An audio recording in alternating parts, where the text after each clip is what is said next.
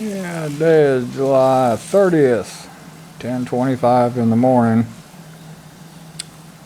Just got back from what I thought was to be a nerve ablation in my lower back.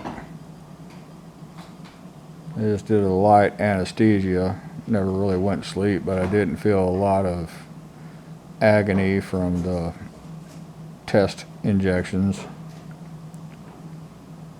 So far, I've had test injection, steroid injection, test injection.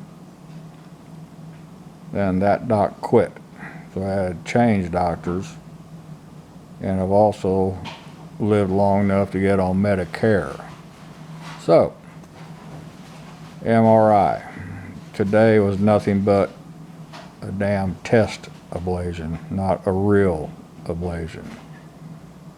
And I've got to keep an hourly log of what I'm doing and what my pain level is till about 1 o'clock in the morning tonight. And take that to his office and drop it off tomorrow. And if the test ablation works for 2 days, then he'll go back and do the real ablation. Why so much horseshit? Insurance. It's just extremely frustrating. But I'll give this new doc credit. I told them when they did the last test ablation, it hurt like a son of a gun.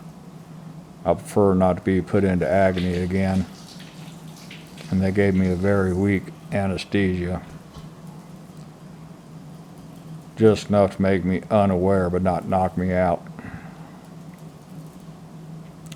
And it wasn't agony. I could feel that needle the size of a 16-penny nail, but it was not excruciating pain, so I'm thankful for that.